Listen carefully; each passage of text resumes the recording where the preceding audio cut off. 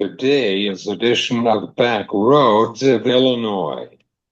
We were bringing you lasted for farming sources and information sponsored by agri. I am Cesar Delgado. I am your host of today's program. We were talking about the commodities markets, especially in the technical and fundamental for last week with Chip N from Blue Reef Agri Markets. Hey Chip, how was your weekend? And how was the technical side in the markets from last week? Then we'll talk about the commodities markets with Connor Bridgman with Advanced Trading in Central Illinois. I am wondering, could Brazil produce or about big yield of their beans are getting ramp up the demand for the beans? I will be asking about it with Connor. One note, this week is the FFA week, though, February 28th. I remember the FFA, and thanks to my ag teacher in the high school in Ottawa chapter, I enjoyed the chapter that made me what I am for today from the Ottawa FFA. Otherwise, this is your rural news. More funding to the farmers and ranchers. Secretary Brooke Rollins is willing to help with our farmers and ranchers from the USDA. She said that the Farm Bill is a top priority for the agenda for this Congress before 2026 midterm. The bird flu is hitting in Missouri. It's been a while since 2022 of the outbreak in Missouri. The bird flu is deadly to human, but it remains low risk for the general public. Finally, the corn production is from Brazil is unchanged for last week with a connect from last Thursday. This been your rural news on Back Roads.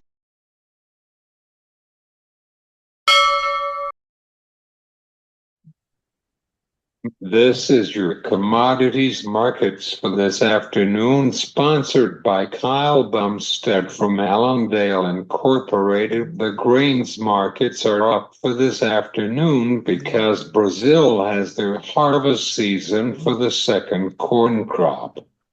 And in Argentina, they had a drought on the weekend.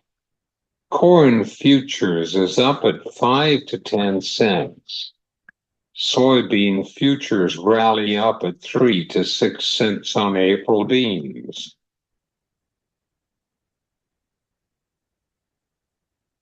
It was a technical buying in the cattle markets with these prices.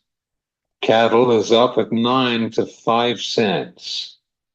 Feeder cattle is up at 5 to 10 cents for this afternoon. And lean hogs is down at 3 to 5 cents. There are no cash hogs markets for today because of yesterday federal holiday. This been your commodities markets for this afternoon on Back Roads of Illinois.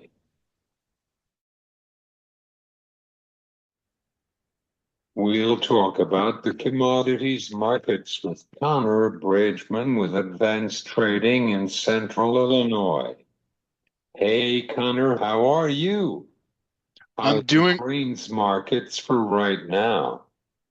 yeah. Hey, thanks for having me back on. Happy to be here. I'm doing good. I'm a little, it's a little chilly, right? We're in that like 3, 4 degrees here in Assumption. So I'm ready for it to warm up a little bit. But other than that, grain markets, hey, today we're green across the screen.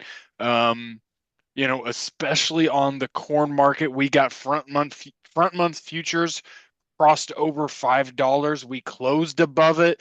That's fantastic to see. And until we get some new news, it feels like just a uh, good run on the corn and soybean market, right? Exports were really good this for corn this today, so we'll take it. How is the cash grains for right now in central Illinois like indicator? Yeah, they're not bad. It's not what I would call a, looking at corn, like a 5 over for a March delivery.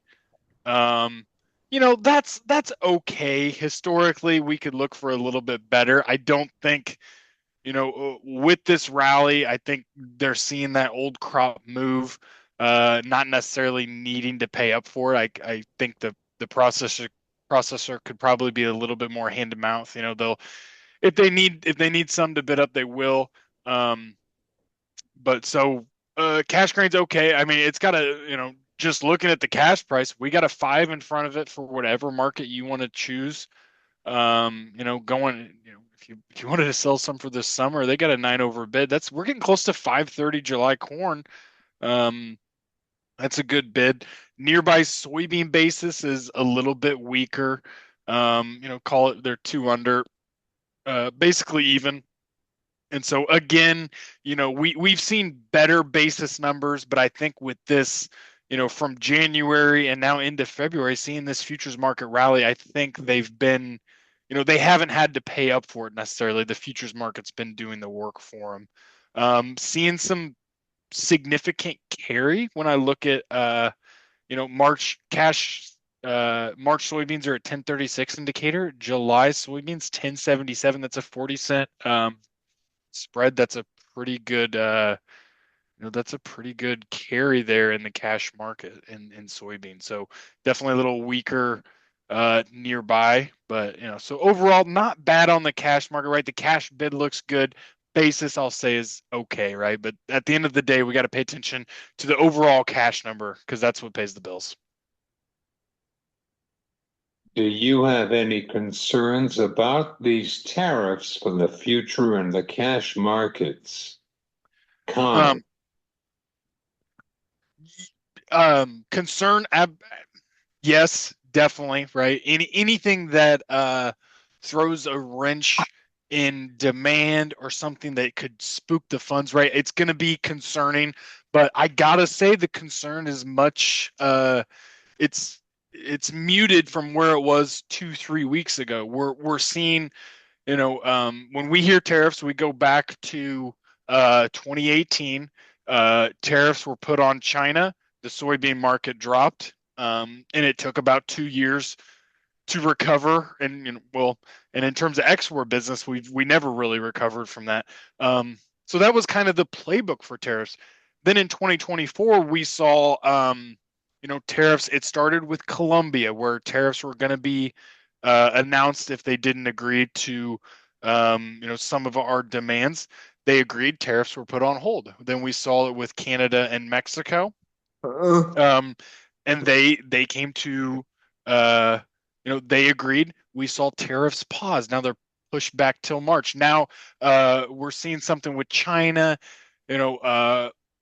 Trump, he talked about reciprocal tariffs, right? So anyone that has any type of tariff on us, we could expect them to do something um, in kind, right? But it's kind of a wait. It's very much. Mhm. It's very much murky waters. We're not sure, where we're going to go. A lot of threat of tariffs without actually, seeing any in place. So it makes me nervous because anything that could disrupt this bull market's going to make me nervous. But it feels much muted than it was 2 weeks ago, right? So it's going to be a concern going forward because you got to remember we're only what are we? Are we 45? Yeah, just at 45 days into Trump's presidency, we got a long way to go and a lot more potential. But it feels like it's more of a bargaining chip than anything. And so, and especially with Canada and Mexico, the um, there it feels like tariffs feel even more further away than they are with, let's say, China. So, am I concerned? Yes, but I don't know if it's not quite number one on my list, I guess I'd say.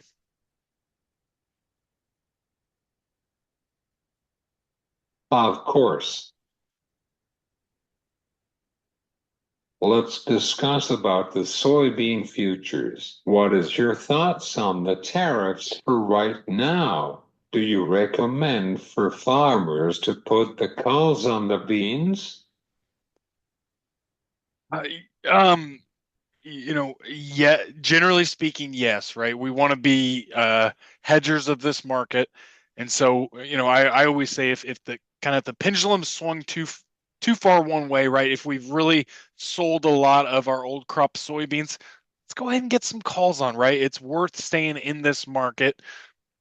And it's the same thing on new crop, right? If we want to go out and sell some 1060 futures, if we're going to get that 10-20% sold, I'm going to recommend um, getting some calls on there, just to stay in the market. And I think the thing with the soybean market, tariffs, throw in all the headlines, is we got to make sure um, we don't get too nearsighted when we're looking at this market, because we've got a lot of 2025 left to go, right? 10 months. And right now the story is, what does the bean crop look like in South America? How is tariffs going to affect this market? But very quickly we're going to move to, what is acreage going to look like in 2025? Right now the market is telling the US farmer it wants more. Country in central Illinois. Absolutely. Right. We're corn, soybeans. I mean, if you see a little bit of wheat down by me, but uh not a whole lot. And so it's, yeah, very much corn and soybean country. Um yeah, definitely. No cattle. Oh, Not I won't say no cattle, but around me, uh it's uh not as much as you definitely see in Kansas or somewhere like that. So row crop, corn, soybeans, wheat a little bit definitely dominate Central Illinois. Right, right.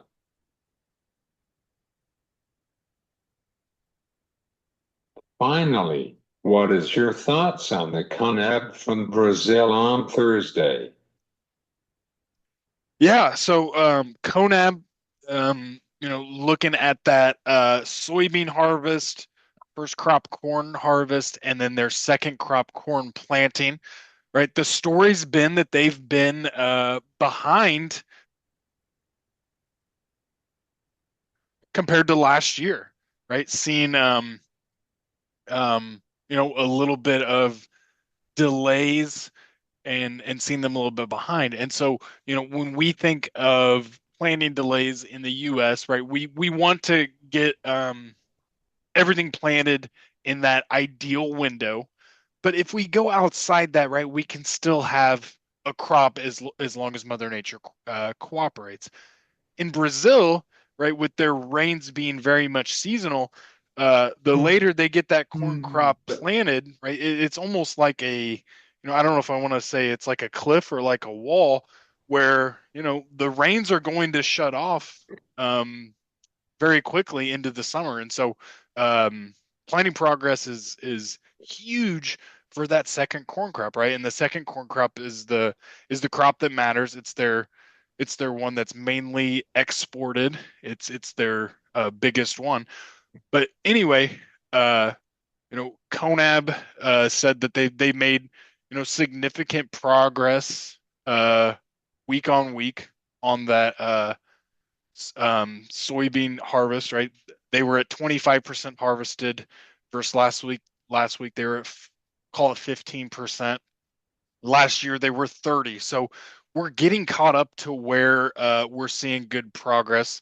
And then it's the same thing with their corn planting, right? We're at 35% planted. Last year they were 45% planted. And so, to me, we continue to get it planted.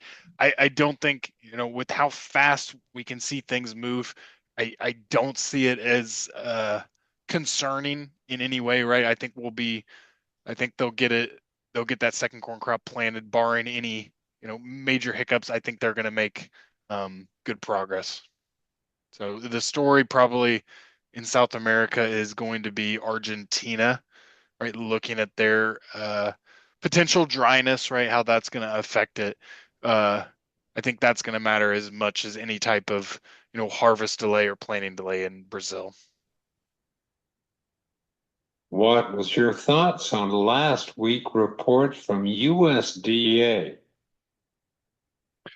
Yeah, well, it was, I think if you fell asleep at 10:50 and woke up at 11:15, you wouldn't even notice there was a report, right? They changed very little, almost, you could almost say nothing on the corn and soybeans. They dropped ending stocks a little bit on the wheat market, and so we always joke that that February report, it's kind of easy to forget about, right? It kind of sneaks up on you because we get through that big report in January.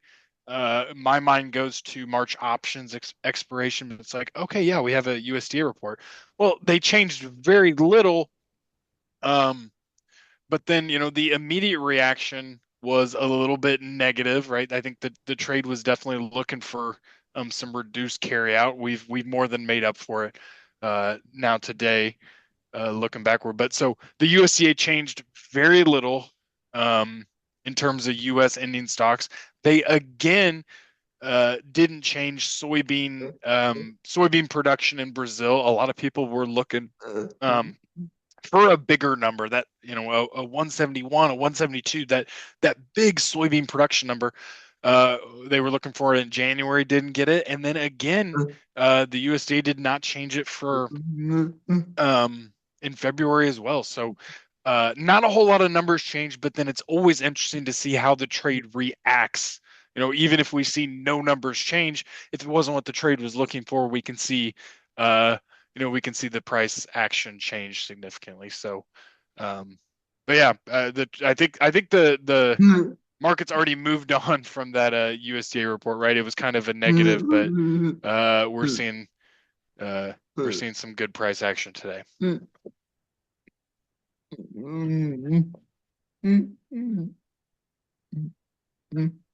Like a daydream about this report. Yeah, I would say so. Yeah.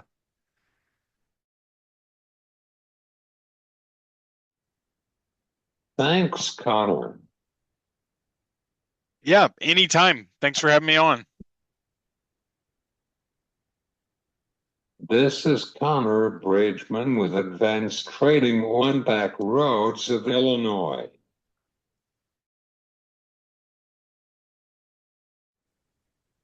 Thanks to Chip In from Blue Reef Agri Markets and Connor Bridgman with Advanced Trading. This been Back Roads of Illinois. I am Cesar Delgado. You have a great day.